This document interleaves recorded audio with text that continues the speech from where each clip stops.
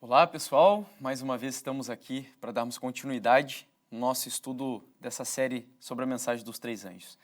No primeiro tema nós vimos um pouquinho acerca do conceito de verdade presente, compreendemos a importância desse conceito dentro da missão da igreja ao longo da história.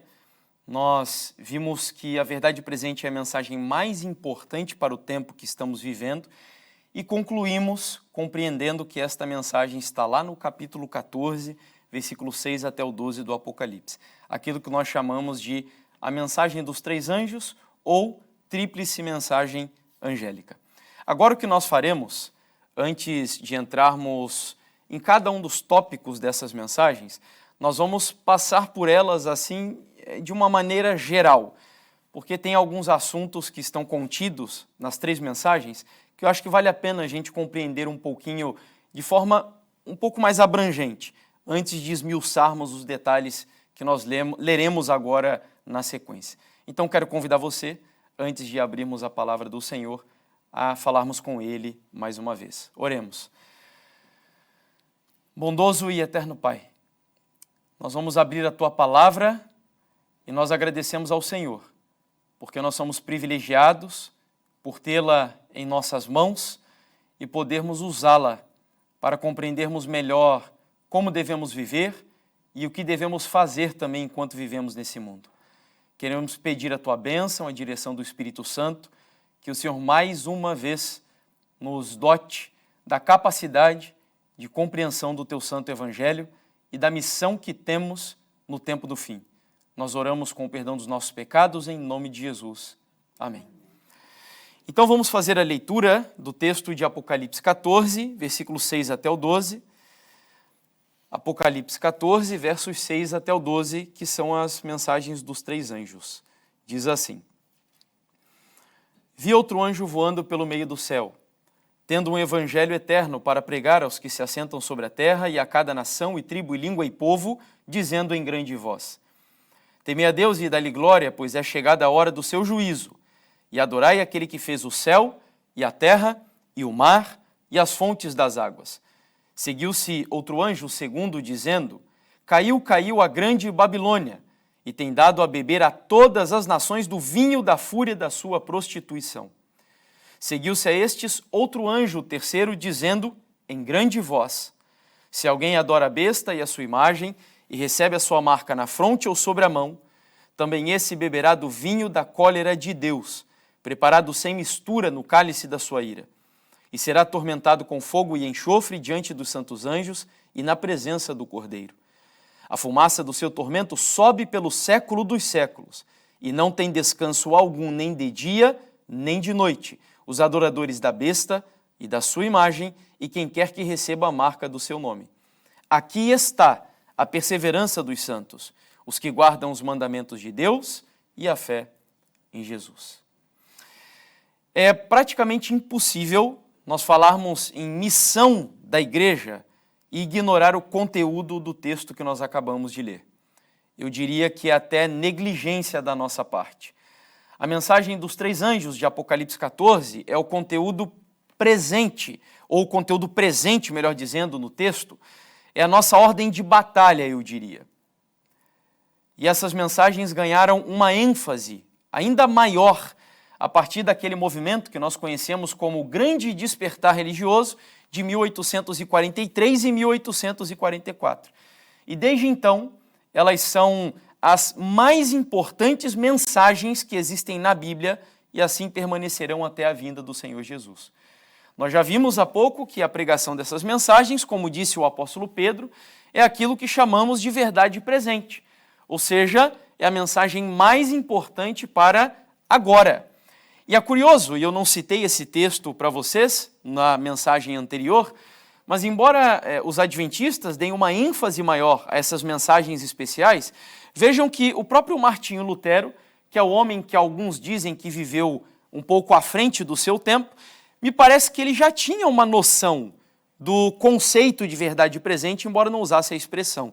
Olha que interessante, diz ele: se eu confesso com a mais alta voz e a mais clara expressão, cada porção da verdade de Deus, exceto precisamente aquela porção pequena que o mundo e o diabo estão neste momento atacando.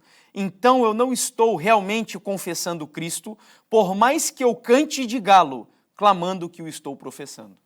Lutero era até meio ácido e meio sarcástico na sua forma de expor as palavras, mas o que ele está dizendo ali é o seguinte: não adianta você dizer que serve ao Senhor Jesus, que ama Jesus, que Jesus é tudo para mim, se você não está pregando exatamente aquilo que o diabo está atacando no momento da história que você está vivendo. E eu não sei para você, mas no meu ponto de vista, Deus é extremamente sábio ao separar exatamente aquilo que o mundo precisa ouvir nessa geração. Porque nós vivemos em uma época onde as pessoas estão muito acostumadas a ouvir sobre o amor de Deus, as bênçãos de Deus, a graça de Deus, misericórdia de Deus, perdão e etc. Mas pouco se fala sobre temê-lo, sobre reverenciá-lo, sobre a sua justiça, a sua ira e, acima de tudo, o juízo de Deus, como conversava há pouco aí com um irmão. Então a mensagem dos 3 anjos, elas são exatamente o que o mundo está esperando para ouvir no tempo em que você está vivendo. Então nós vamos fazer o seguinte agora. Nós vamos pegar alguns tópicos assim mais abrangentes dessas mensagens e eu gostaria de apresentar para vocês o que representam cada um deles. Por exemplo, o primeiro, o que significam os anjos dessas mensagens? Será que nós veremos literalmente anjos voando pelo meio do céu? Será que o céu será rasgado de forma literal e veremos os seres celestiais voando de um lado para o outro, anunciando como arautos a mensagem do Senhor? É claro que não. Nós sabemos que na Bíblia, pouco antes de Jesus subir aos céus, ele deu aos seus discípulos e a nós também, quando somos batizados, aquilo que nós chamamos de comissão evangelística. Ide por todo mundo e pregai o quê? O evangelho a toda criatura. De tal maneira que Jesus fez dos seres humanos, isso é um milagre quase que inexplicável, mas Deus fez de nós mensageiros dele aqui no planeta Terra. Ele poderia usar os anjos e certamente os anjos fariam um trabalho muito melhor do que eu faço e do que você faz também. Mas Deus escolheu usar cada um de nós. Então a conclusão que chegamos é que esses anjos que voam pelo meio do céu nada mais são do que os mensageiros de Deus. Homens e mulheres com defeitos e debilidades, mas que Deus usa e usará para anunciar a mensagem mais importante que já foi dada no planeta Terra, ou que será dada no planeta Terra. E eu sei que você olha para você e você se vê incapaz. Eu sei que você olha para dentro de si e você percebe várias debilidades e impossibilidades de você cumprir essa missão. Mas saiba que você crê num Deus e professa a crença nesse Deus que diz que é na sua fraqueza que ele vai revelar o poder dele. E louvado seja Deus por isso. Inclusive, no próprio idioma original do Novo Testamento, que é o grego, a palavra anjo significa literalmente mensageiro. Não por acaso, as 7 igrejas do Apocalipse são introduzidas com anjos, lembra? Jesus dizendo que ao anjo da igreja X, ele envia uma mensagem. O que significa que ele está enviando uma mensagem aos mensageiros daquelas igrejas, aos membros daquelas igrejas. Então a conclusão que chegamos é que os anjos que aparecem em Apocalipse 14 são os mensageiros de Deus. Sabia que você, quando foi batizado, cada um de nós que estamos ou que fomos batizados, recebemos um ministério. Quando o pastor ele coloca as mãos sobre a sua cabeça, o que ele está colocando ali são as mãos da ordenação. Cada um de nós temos um ministério, é o que a Bíblia chama de ministério da reconciliação. E então, ao sermos batizados, a missão que pesa sobre nós é a de pregarmos a mensagem do Senhor aos 4 cantos do planeta Terra. E eu acredito que há mais uma razão pela qual Deus escolheu os anjos para representarem o povo de Deus. Porque os anjos são abnegados, os anjos são obedientes. Quando Deus manda, eles obedecem imediatamente e são tão altruístas que quando Jesus subiu aos céus, pensa você, Jesus ficou 33 anos em contagem humana distante do céu. Os seres celestiais tinham saudades de Jesus. E quando ele subiu para lá de novo, a Bíblia diz que teve 2 anjos que deixaram o céu para virem consolar os discípulos que estavam tristes no Monte das Oliveiras. Então os anjos são seres altruístas, abnegados, que abrem mão dos seus gostos para cumprirem os mandatos de Deus. E é por isso que a Bíblia usa o símbolo de anjos também, para representar os mensageiros de Deus nessa geração. O apóstolo Paulo, em Gálatas capítulo 4, no versículo 14, ele vai usar o exemplo de um anjo para representar a sua missão. Ele diz assim: e posto que a minha enfermidade na carne vos foi uma tentação, contudo, não me revelastes desprezo nem desgosto.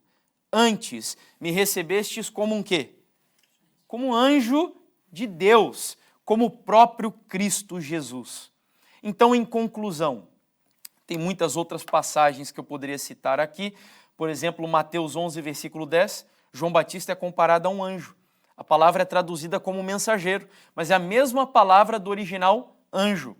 Em Lucas 7, 24, João Batista de novo é comparado a um anjo. Em Atos 6, versículo 15, Estevão, quando estava ali pregando a mensagem pouco antes de morrer, ele também é chamado de mensageiro, que é a mesma palavra anjo da Bíblia Sagrada. Então, concluindo esse primeiro tópico, os anjos que voam pelo meio do céu são os mensageiros, são homens e mulheres como vocês, que Deus chamou para anunciarem a última mensagem de misericórdia ao mundo. Segunda pergunta que vamos fazer ao texto aqui agora. Bom, nós já sabemos o que os anjos significam, mas a questão agora é a seguinte: o que significa dizer que esses anjos voam pelo meio do céu?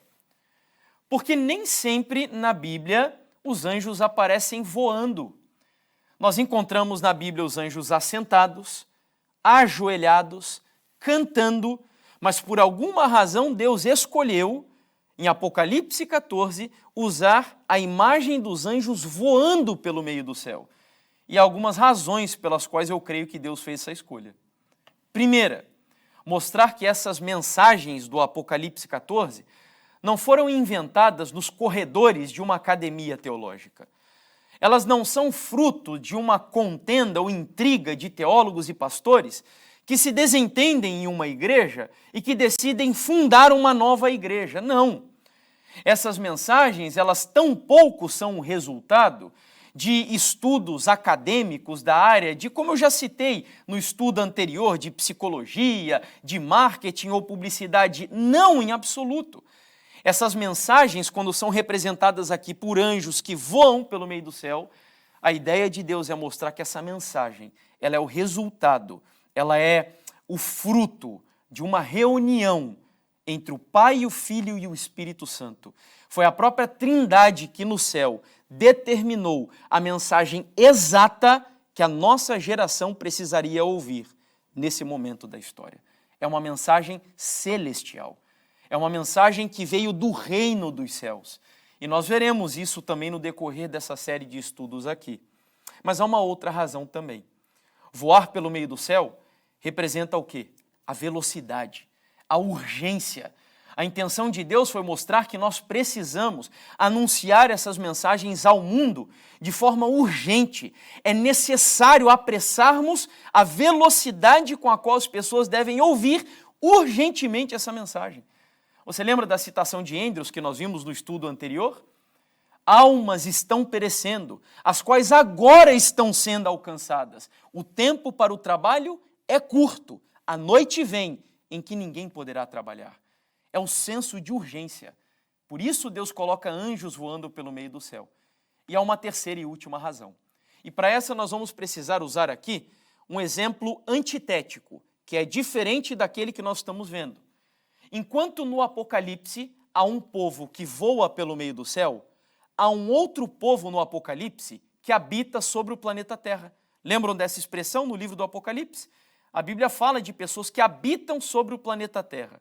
E dentro do contexto escatológico ou profético, habitar no planeta Terra não é um exemplo da igreja ou do povo de Deus, dos filhos de Deus. No Apocalipse, os filhos de Deus não habitam sobre o planeta Terra. Eles voam pelo reino dos céus. E aí um teólogo chamado Larry Lichtenwalter, fazendo uma análise dessa expressão no Apocalipse, habitar sobre a terra, ele chega à seguinte conclusão. A partir daqui, o texto diz: aqueles que habitam sobre a terra é um termo técnico no Apocalipse para designar descrentes e inimigos de Deus. Então, no Apocalipse, os que habitam sobre a terra são os ímpios. É o povo rebelde, é o povo que desobedece a Deus e às suas ordens. Por outro lado, os que voam pelo meio do céu são servos de Deus. Mas por que essas duas expressões? A intenção do Senhor é mostrar que há pessoas que vivem aqui, mas que têm raízes nesse mundo, cuja esperança, cuja vida toda se devota ao aqui e agora, e apenas a isso. Mas os anjos que voam pelo meio do céu, embora vivam aqui, embora tenham casa aqui, embora trabalhem aqui, constituam família aqui, o coração deles, as intenções deles, o objetivo de vida deles, o alfa e o ômega da vida deles não é aqui, é o reino dos céus. É como Daniel na Babilônia, você lembra? Daniel trabalhava na Babilônia? Trabalhava lá. Ele foi um político na Babilônia, inclusive. Só que 3 vezes ao dia, a Bíblia diz que Daniel abria as janelas da sua casa e ele orava, olhando para onde? Dirigido para onde? Para Jerusalém. Porque os pés de Daniel estavam em Babilônia, mas o coração dele estava em Jerusalém. Então, voar pelo meio do céu, em conclusão, representa isso que Jesus diz lá no sermão de João, capítulo 17. Ou seja, eles estão no mundo, mas o quê? Não são do mundo. Isso é voar pelo meio do céu. Bom, vamos à terceira pergunta agora. Nós já vimos então primeiro o que significam os anjos. Vimos agora na sequência o que significa voar pelo meio do céu. A terceira questão é a seguinte: o que significa que os anjos falam em alta voz? Será que eu devo sair aí ao redor do mundo falando como o irmão Jefferson, que fala alto, bem alto assim? Será que é isso, falar em alta voz? Não. Será que é eu pegar um microfone, um alto-falante, ir pelas praças de Portugal pregando a mensagem dos 3 anjos? Será que é isso, falar em alta voz? O curioso é que no grego, a palavra alta ou grande vem do grego megale. E a palavra voz vem do grego fone. De tal maneira que se eu fosse fazer uma tradução literal, alta voz ou grande voz é megafone. Mas então será que eu tenho que pegar um megafone e sair falando e anunciando a mensagem do Senhor?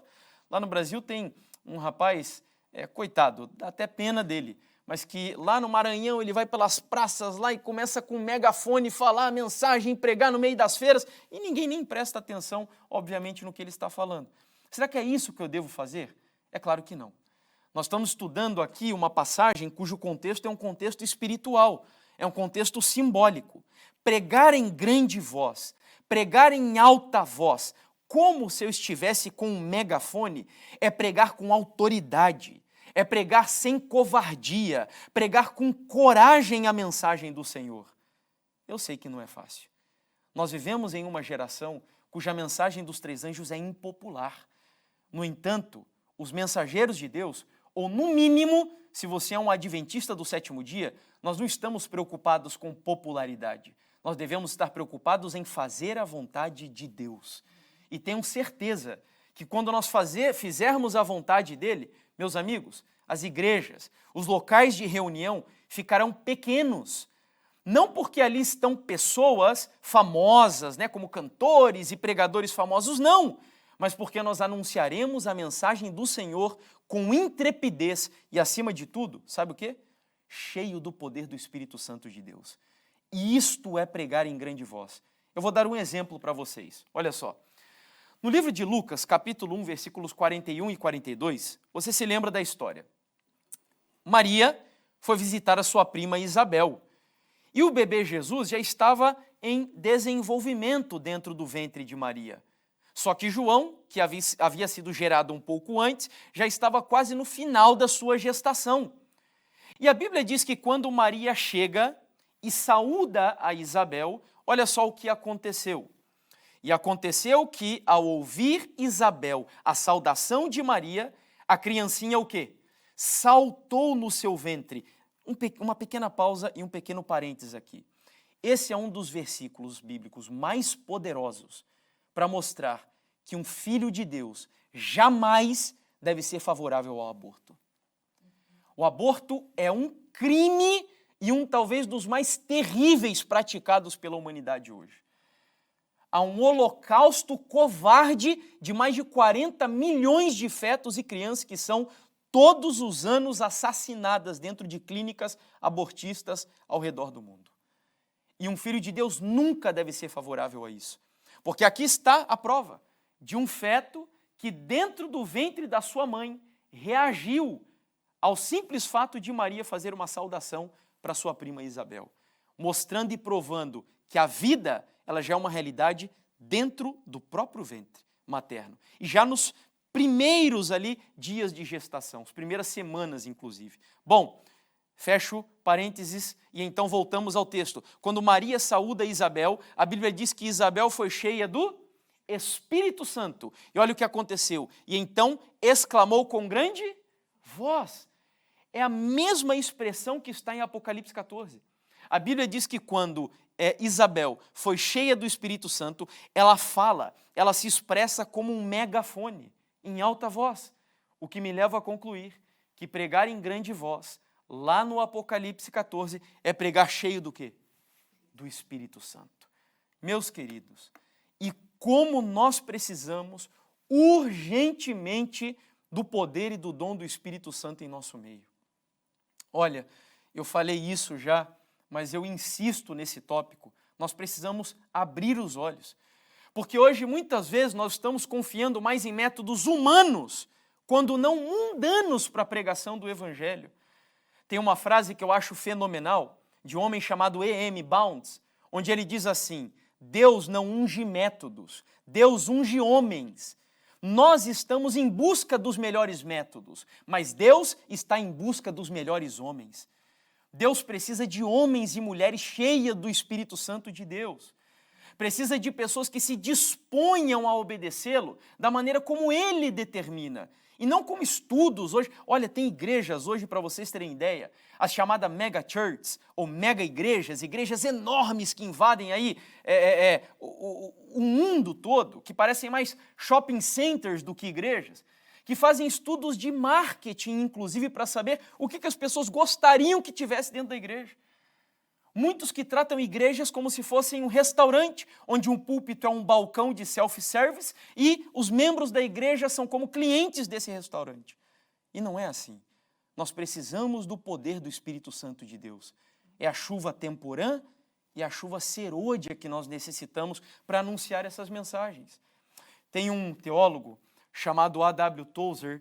Olha que frase profunda. Não se detenha aqui ao número específico, percentual que ele mostra, mas ao conceito do que ele tenta passar. Ele diz: se o Espírito Santo fosse retirado de nossa igreja hoje, 95% das coisas que fazemos continuaríamos a fazer e ninguém notaria a diferença. Se o Espírito Santo se retirasse da igreja primitiva, 95% das coisas que fariam iria cessar e todos notariam a diferença. Você conseguiu captar o que ele passa ali? A igreja primitiva era muito mais dependente do poder do Espírito Santo de Deus. Nós precisamos voltar a essa experiência de dependência do Espírito Santo do Senhor. Nos prostrarmos diante de Deus e clamarmos pelo derramamento do Espírito Santo e deixarmos Deus agir. Eu vou abrir o meu coração aqui para vocês. Tem uma profecia que eu li certa vez e eu peço a Deus: Senhor, se eu morrer antes de ver Jesus Cristo voltar, me permita pelo menos estar vivo para experimentar essa profecia na minha vida e vê-la se cumprir na vida da tua igreja, porque vai ser algo fenomenal. A profecia diz assim, que servos de Deus, com semblantes iluminados e resplandecendo de santa consagração, irão de um lado ao outro do mundo, operando curas, milagres e maravilhas, e milhares de pessoas se converterão em um único dia. Por quê? Por causa do poder do Espírito Santo. E é isso que fará com que as pessoas se convertam e se arrependam de uma vida pecaminosa. Então, pregar em alta voz é cheio do Espírito Santo. Vamos resumir brevemente aqui. Primeiro, nós já vimos que os anjos representam os seguidores do Senhor Jesus. Segundo, nós vimos que voar pelo meio do céu significa que a mensagem ela vem de Deus, não é uma invenção humana, que ela deve ser proclamada com velocidade e rapidez. E, finalmente, nós vimos que eu vivo aqui, mas o meu coração, as minhas intenções estão aonde? Lá no céu, na Jerusalém celestial. E, por fim, pregar em grande voz ou alta voz é pregar cheio do poder do Espírito Santo de Deus e com coragem, com fidelidade. Como diz o apóstolo Paulo, não se envergonhe do Evangelho, porque ele é o poder de Deus para a salvação de todo aquele que crê. Vamos à quarta pergunta, e aí já estamos, se não me engano, na metade. O texto diz que essa mensagem deve ser pregada a toda nação, tribo, língua e povo. O que me leva a concluir que essa não é uma mensagem local. Vocês estão aqui em Espinho, existe a igreja de Espinho, a União Portuguesa, mas a mensagem dos três anjos não se limita ao território de vocês. É uma mensagem mundial. Tanto é que, para pregar uma mensagem mundial, Deus precisa também de uma igreja mundial, organizada mundialmente, que tenha uma missão mundial. Eu vi certa vez um pastor dizendo que só existem duas igrejas católicas no mundo hoje. A Igreja Católica Apostólica Romana e a Igreja Católica Apostólica Adventista. E aí talvez a gente se assuste, mas como assim? É porque católico significa universal. Nós estamos em meio a um conflito onde um sistema religioso promove, e veremos isso no decorrer dessa série, quando chegarmos na mensagem do terceiro anjo, promove a falsa adoração. E para restaurar a verdadeira adoração, Deus levanta um sistema religioso com uma mensagem católica também, ou mundial, no sentido mais correto da palavra. Portanto, a nossa missão é no mundo, a toda nação, tribo, língua e povo. E é por isso que Deus tem uma igreja organizada. É por isso que Deus tem um povo hoje espalhado pelo planeta Terra e que é a coisa mais impressionante de se ver. Aqui nós temos a declaração do atual presidente que foi reeleito da Igreja Adventista do Sétimo Dia para o mundo todo, que é o pastor Ted Wilson, falando sobre essa consciência da missão mundial da igreja, dizendo: faço um apelo aos adventistas do sétimo dia em todo o mundo para concentrarem a sua atenção em Cristo, em sua palavra, sua justiça, seu serviço do santuário, o seu poder salvador no grande conflito, as mensagens de seus três anjos, sua mensagem de saúde e sua missão dos últimos dias ao quê? Ao mundo e sua breve segunda vinda. Pequeno parênteses aqui de novo. Não sei quantos viram a pregação do pastor Ted Wilson na última conferência geral, a pregação do último dia que ele fez. Quem não viu, assista. Foi uma mensagem espetacular, muito boa mesmo. E ele, inclusive, retoma essas palavras aqui que disse nessa ocasião, no ano de 2016. Pergunta seguinte que fazemos agora, e aqui é muito importante que você entenda o que vamos ver. A mensagem dos três anjos, elas são sequenciais e acumulativas. Como assim, irmão Jefferson? O que significa dizer que essas mensagens são sequenciais? Vamos lá. Olha o que Ellen White fala sobre elas aqui agora. Olha que texto interessante. A primeira e a segunda mensagens foram dadas em 1843 e 1844. E encontramos-nos agora sob a proclamação de qual delas? Da terceira. Mas todas as três devem ainda ser proclamadas. Pela pena e pela palavra, devemos fazer soar a proclamação, mostrando-lhes a ordem. Então, uma ordem ao você apresentar a mensagem dos três anjos. Eu não posso chegar todo atabalhoado, inventando coisas. Não, há uma ordem específica a ser seguida. E a aplicação das profecias que nos trazem a mensagem do terceiro anjo. Não pode haver terceira sem primeira e sem segunda. Então a lógica é que eu obedeça a ordem que está ali. Que ordem é essa? Aí está. Eu já vou explicar esse slide para vocês, mas antes disso, por exemplo, vou citar aqui o exemplo do meu sogro, que certa vez ele foi me dar um estudo bíblico.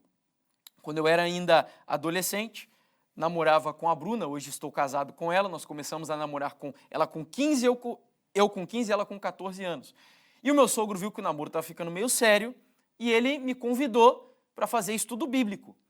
E o primeiro estudo bíblico que ele me deu, eu era um católico, foi o seguinte: ele disse que eu tinha que guardar o sábado, já no primeiro, disse que eu não podia comer carne de porco e quem era a besta do livro do Apocalipse. Já no primeiro estudo, já foi assim, já chegou com firmeza. Acho que a ideia dele era que eu me assustasse com tudo aquilo e deixasse a filha dele em paz, né? Mas não deu certo, eu acabei casando com ela. Bom, então há uma ordem aqui a ser seguida. E a ordem é exatamente essa, e é isso que nós vamos fazer nessa série de estudos. Nós vamos pegar em ordem cada tópico da mensagem dos 3 anjos, começando aqui. O que é o Evangelho eterno? O que significa temer a Deus? O que significa dar glória a Deus? E para cada tópico desse faremos 1 ou 2 estudos em alguns. O juízo de Deus. O que significa adorar a Deus? Na mensagem do 2º anjo, quando você vai pregá-la, você tem que esclarecer para as pessoas o que é a Babilônia. O que significa o vinho de Babilônia? E finalmente há um convite ali. Sai dela, povo meu. E chegamos então agora sim na mensagem do 3º anjo, que é uma ameaça. É a mensagem mais forte de todas. Ela vai dizer que se você adora a besta, a imagem da besta e a marca da besta, você vai receber o quê? A ira de Deus. E é por isso que eu digo que hoje é impossível você cumprir a missão da igreja nesse tempo se você não prega sobre o juízo e a ira de Deus. É você pregar metade do evangelho. Muitos olham para a cruz e veem na cruz o amor de Jesus. Olha que exemplo lindo de amor, de abnegação. Pregar a cruz e falar sobre amor apenas é você pregar a metade do evangelho. Porque a cruz, e será o nosso tema na sequência, ela mostra 2 coisas do caráter de Deus: o amor e a justiça, a ira. Serão os temas que veremos mais adiante ao falarmos sobre o evangelho. E por fim, aqui nós temos os mandamentos de Deus e a fé em Jesus. Então há uma ordem ao apresentar essas mensagens. Vamos ao 6º tópico, a 6ª pergunta, e aí já estamos nos aproximando do final. Essas mensagens, elas são a última verdade presente. Não pensa que eu estou aqui fazendo propaganda do meu ministério não, tá bom? Mas é porque elas realmente são a última mensagem de misericórdia. Mas, meu irmão, como que você prova isso para mim? De que elas são a última mensagem que o mundo vai ouvir? É muito fácil. Abra aí a sua Bíblia, você que está com Bíblia, no livro do Apocalipse, capítulo 14, e veja o que diz o próprio verso 14. Apocalipse, no capítulo 14, versículo 14. O texto vai mostrar o que acontecerá logo ao final da mensagem dos 3 anjos, que terminam lá no versículo 12 e 13. Vejam qual é o evento imediato à pregação da mensagem dos 3 anjos. E olhei, e eis uma nuvem branca, e assentado sobre a nuvem, um semelhante a filho do homem, que tinha sobre a sua cabeça uma coroa de ouro, e na sua mão uma foice aguda. Me ajudem aí. Quem é o filho do homem, de acordo com a Bíblia? Jesus. Mas essa cena que está sendo descrita aqui é Jesus em que momento? Quando ele volta. O que me leva a concluir que quando a mensagem dos 3 anjos forem pregadas para todo o mundo, o evento imediato à pregação será o quê? A volta de Jesus. Então a conclusão óbvia que eu chego é que a mensagem dos 3 anjos não são apenas a verdade presente, elas são a última mensagem de misericórdia. É o último convite que as pessoas ouvirão no mundo, meus amigos. Olha, tem uma citação que eu acho fenomenal no livro Grande Conflito, onde Ellen White diz que quando o último sermão for pregado nos púlpitos de uma igreja, quando a última oração for proferida, a última lágrima derramada, a voz da misericórdia de Deus cessará de interceder pelo pecador impenitente. Terá chegado o fechamento da porta da graça. Hoje, ainda há tempo de misericórdia, e louvado seja Deus por isso. Como lemos no primeiro estudo, o mundo está esperando para ouvir. Ainda há oportunidade. Você se lembra do que diz o texto de Amós? Quando fala que chegará um momento da história do planeta onde as pessoas andarão de um lado para o outro e de mar a mar em busca de pão e de água, mas não de pão literal ou água literal, mas com fome e sede do quê? Da palavra de Deus. E já não haverá mais tempo. Então a mensagem dos 3 anjos são o último convite de misericórdia. Olha, sendo sincero, tem horas que eu olho para o céu e eu agradeço a Deus porque Jesus ainda não voltou. Porque tem pessoas que eu conheço que ainda não aceitaram essa mensagem. Pessoas que eu amo, por sinal. Meu pai e minha mãe, o meu irmão. Eu não sei se Jesus voltasse hoje, se eles estariam salvos. E é por isso que a gente precisa urgentemente, é claro que com amor, com paciência e principalmente com testemunho de vida. Mas nós precisamos viver a realidade dessas mensagens para anunciar ao mundo que Cristo voltará. Olha o que diz aqui o pastor Hans Larrondel, analisando a mensagem dos 3 anjos, como ele vai chegar à conclusão que nós chegamos aqui. Essas 3 mensagens angélicas correspondem à resposta divina aos extraordinários enganos satânicos que varrem o mundo justamente antes do retorno de Cristo. E imediatamente em seguida ao último apelo divino dirigido ao mundo. Cristo retorna para efetuar a colheita. Você percebeu que ele também entende que este é o último apelo divino ou a última verdade presente? Vamos lá então. Nós já vimos aqui, e eu vou novamente fazer um resumo breve. Primeiro, que os anjos representam quem? Os mensageiros de Deus. Segundo, nós vimos que os anjos voando representa que a mensagem vem do céu, que ela é rápida, exatamente, e que nós vivemos aqui, mas o nosso coração e intenções devem estar lá no céu. Ou seja, estamos no mundo, mas não somos desse mundo. Terceiro, nós vimos que falar em grande voz ou alta voz representa pregar essas mensagens como? Cheio do Espírito Santo de Deus, com poder e autoridade. Quarto, nós vimos que essas mensagens são mensagens mundiais, que Deus tem uma igreja mundial, que não é a igreja mundial, mas uma igreja com uma missão mundial de anunciar essas mensagens a todas as nações. Quinto, essas mensagens devem ser apresentadas assim aleatoriamente? Não, em ordem, há uma ordem lógica para apresentá-las. E sexto, são a última mensagem de misericórdia. Vamos ao penúltimo tópico. As mensagens dos 3 anjos devem ser entendidas à luz do santuário. E daí nós vemos aquela que é a crença fundamental ou a doutrina central da Igreja Adventista do Sétimo Dia. Você sabia que de todas as doutrinas adventistas ou crenças adventistas, a única que realmente distingue a igreja de todas as outras é a doutrina do santuário?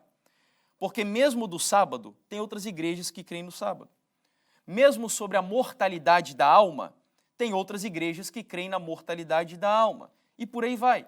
Mas a única crença que realmente distingue, que é a identidade mais peculiar da igreja, é a crença do santuário. Não por acaso ela é conhecida ou chamada de o fundamento da Igreja Adventista do Sétimo Dia. E aí, como saber que é fundamental compreender a mensagem do santuário para entender o tema dos 3 anjos? É simples. O Apocalipse ele está organizado de uma maneira muito curiosa.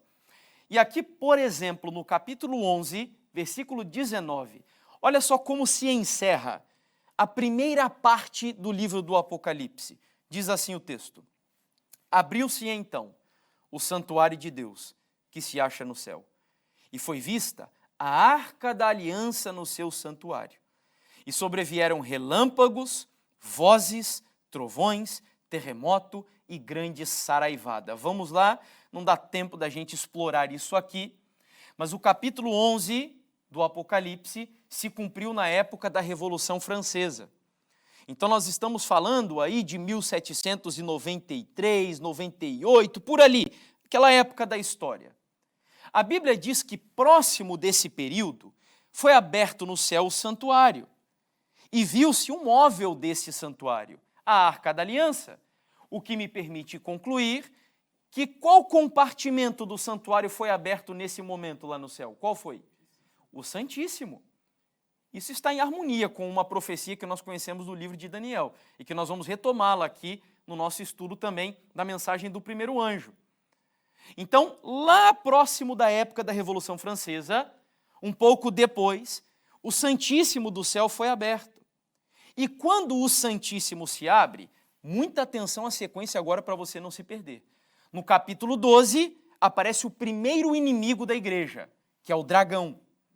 No capítulo 13, aparecem os dois próximos inimigos da igreja, que é a besta que sobe do mar e a besta que sobe da terra, ou a imagem da besta, que é aquilo que nós chamamos de trindade satânica. Quando você estuda cada um desses personagens, eles são uma espécie de paródia com a trindade celestial. O dragão, ele falsifica a obra do Pai. A besta que sobe do mar, a obra do Filho. A imagem da besta, ou falso profeta, a obra do Espírito Santo. Olha que interessante, então. O Santíssimo se abre, os três inimigos da igreja agora no tempo do fim aparecem. O dragão, a besta e o falso profeta.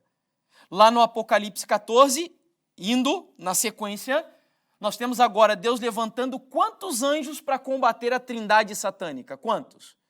3 anjos. O primeiro, o segundo e o terceiro. Então o Santíssimo se abre, a trindade satânica aparece. Deus levanta 3 anjos para combater a trindade satânica com a última mensagem de misericórdia. Quando eles cumprem a sua missão, vem o capítulo 15. Vocês estão entendendo que é uma sequência ali? O que acontece no capítulo 15? Agora eu vou precisar que você abra aí a Bíblia de novo, Apocalipse 15, e aí nós vamos ver o que vai acontecer agora. Versículo 1. O texto diz assim: depois destas coisas, olhei, e abriu-se no céu o quê? O santuário do tabernáculo do testemunho. Uma pausa antes da gente continuar a leitura. Vocês notaram que o grande conflito do tempo do fim, da trindade satânica e dos 3 anjos, eles acontecem com a abertura do Santíssimo, certo? Lá no capítulo 11. Agora, novamente, depois que o embate é travado, que os 3 anjos cumprem a sua missão, novamente o Santíssimo aparece. A Bíblia diz que o santuário de novo se abre, o santuário do tabernáculo do testemunho apareceu, e o que haverá na sequência? Versículo 6. Vamos ler o texto, até o 8. Apocalipse 15, versos 6 até o 8. E os 7 anjos, que tinham os 7 flagelos, saíram do santuário, vestidos de linho puro e resplandecente, e cingidos ao peito com cintas de ouro. Então, um dos 4 seres viventes deu aos 7 anjos 7 taças de ouro, cheias da cólera de Deus, que vive pelo século dos séculos. O santuário se encheu do quê? De fumaça, procedente da glória de Deus e do seu poder. E ninguém podia entrar no santuário, enquanto não se cumprissem os 7 flagelos dos 7 anjos. Me ajudem agora. O que está acontecendo aqui nessa cena? Por que ninguém pode entrar mais no santuário nesse momento? Fechamento da porta da graça. Você percebeu que o grande conflito no tempo do fim entre a trindade satânica, eu volto a repetir, e os 3 anjos, eles acontecem dentro do escopo do Santíssimo, do santuário?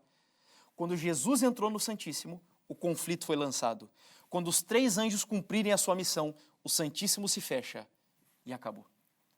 O que significa dizer que é impossível nós entendermos a mensagem dos 3 anjos longe da compreensão de que assunto? Do santuário. É extremamente importante estudar o santuário para você compreender a mensagem dos 3 anjos. Vamos para o último tópico, que é o 8º. A pergunta é a seguinte, ou melhor, é uma conclusão. A mensagem dos 3 anjos são mensagens decisivas. Nós não estamos aqui apresentando a vocês e tampouco ao mundo uma mensagem qualquer. Elas não visam apenas dar informações novas para as pessoas. Nós estamos aqui tratando uma mensagem de vida ou morte. Uma mensagem de salvação eterna ou de morte eterna. Olha, pode ter certeza que a única forma de que pessoas hoje saiam de cima do muro é pregando essas mensagens. Porque a mensagem dos 3 anjos, elas abalam as estruturas de qualquer pessoa. Elas farão com que as pessoas tomem a última e mais importante decisão das suas vidas. porque elas são mensagens decisivas. Como você chega a essa conclusão? Lendo o texto. Se você ler Apocalipse 14, lá no versículo 15 e 16, se você quiser acompanhar, o texto diz assim: outro anjo saiu do santuário gritando em grande voz para aquele que se achava sentado sobre a nuvem: toma a tua foice e ceifa, pois chegou a hora de ceifar, visto que a seara da terra já amadureceu. Olha que interessante. Quando o texto diz que há um amadurecimento da seara da terra ao pregar a mensagem dos 3 anjos, isso significa que a seara já está pronta para ser o quê? Colhida, ceifada. As pessoas já ouviram a mensagem e já tomaram a decisão. E no contexto bíblico ainda tem um adicional. Para que a seara fosse amadurecida e estivesse pronta para a colheita, o que tinha que acontecer antes? Havia uma chuva que Deus enviava para preparar agora definitivamente o grão amadurecido para a colheita. E como essa chuva era chamada? De chuva serôdia. Então, a continuação de Apocalipse 14, ela me leva a intuir e a concluir que há um derramamento da chuva serôdia. Com o derramamento da chuva serôdia, a seara da terra amadurece e ela está pronta para ser colhida. Mas esses são justos, porque no versículo 16 diz: e aquele que estava sentado sobre a nuvem passou a sua foice sobre a terra, e a terra foi ceifada. E os ímpios agora? O que acontece com eles? Vamos ao versículo 17 até o 20, onde diz: então saiu do santuário, que se encontra no céu, um outro anjo, tendo ele mesmo também uma foice afiada. Saiu do altar de ouro aquele que tem autoridade sobre o fogo e falou em grande voz ao que tinha a foice afiada, dizendo: toma a tua foice afiada e ajunta os cachos da videira da terra, porque as suas uvas já estão o quê? Amadurecidas. Olha só, você está percebendo aqui? Os filhos de Deus, eles são comparados aqui, nesse caso, com um outro tipo de grão, que amadurece. Os ímpios com as uvas, mas ambos são amadurecidos. É por isso que eu digo para vocês, nós não devemos nos preocupar em suavizar a mensagem do Senhor. Devemos ser estratégicos, sim, mas o apóstolo Paulo claramente diz o seguinte, que nós somos o bom perfume de Cristo. Para alguns, cheiro de vida para a vida. Para outros, cheiro de morte para a morte. Se você sai de algum lugar ao pregar o evangelho e todas as pessoas saem satisfeitas com a sua mensagem, é um motivo para você se preocupar. Porque a Bíblia diz que alguns, cheiro de vida para a vida. Outros, cheiro de morte para a morte. Alguns amadurecem para a colheita celestial. Outros amadurecem para a destruição eterna, que são as uvas. Onde o texto continua dizendo, verso 19 até o 20, a gente conclui. Então, o anjo passou a sua foice na terra e vindimou a videira da terra e lançou-a no grande lagar da ira de Deus. E o lagar foi pisado para fora da cidade e correu sangue do lagar até aos freios dos cavalos, numa extensão de 1.600 estádios. Portanto, meus amigos, a mensagem dos 3 anjos são mensagens determinantes, decisivas. E é por isso que Deus espera que todos nós, como mensageiros dele, apresentemos ao mundo essas mensagens. Mas seria impossível nós termos êxito na pregação se essas mensagens, em primeiro lugar, elas não fizerem parte da sua vida. Você tem vivido como alguém que crê na breve volta do Senhor Jesus? Você tem vivido em expectativa urgente e imediata desse grande acontecimento? Jesus tem sido o alfa e o ômega da sua vida? Você tem trabalhado aqui, mas tendo em vista o reino dos céus? O céu tem sido a esperança de fato do seu viver? São perguntas que nós precisamos fazer. Nós não sabemos exatamente quando o céu será rasgado e Jesus voltará, mas os sinais estão aí. O dia e a hora ninguém sabe, mas é um fato que o mundo hoje, como uma mulher grávida, já está mostrando que logo, e muito logo, ele virá. E eu acredito nisso.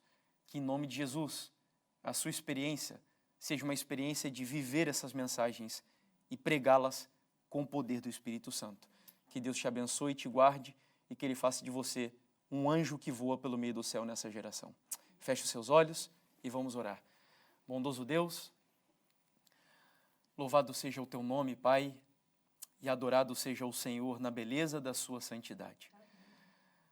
Pai, quão impressionante é nós olharmos essas mensagens e vermos o mundo como está e entendermos a importância que elas têm no tempo que vivemos, que as pessoas precisam ouvi-las, que as pessoas precisam recebê-las e conhecer o conteúdo dessas mensagens especiais. Nós não somos melhores do que ninguém, mas por alguma razão nós hoje temos o privilégio de conhecer essas mensagens. E toca profundamente o meu coração saber que existem milhares de pessoas aqui em Portugal, na Europa e no mundo que ainda não ouviram, que não tiveram essa oportunidade e que talvez se Jesus voltasse hoje elas não teriam o privilégio da salvação, Senhor. É verdade que há pessoas que serão salvas vivendo à luz do que conheceram, mas também é verdade que muitas outras, Senhor, precisam ouvir, dependem desse conhecimento. E nós, como atalaias do Senhor e arautos dessa mensagem nessa geração, eu quero te pedir, ó Deus, que nada, absolutamente nada, ocupe a prioridade na nossa vida. Que o nosso viver, que o nosso respirar, que o nosso caminhar seja proclamar aos quatro cantos do mundo o último convite, a última mensagem de misericórdia, a mensagem dos 3 anjos de Apocalipse 14. Eu sei que nem todas as pessoas poderão, e muitas nem têm esse chamado de abrir mão dos seus trabalhos, das suas atividades profissionais, para pregarem essa mensagem. E eu entendo que essa nem é a vontade do Senhor.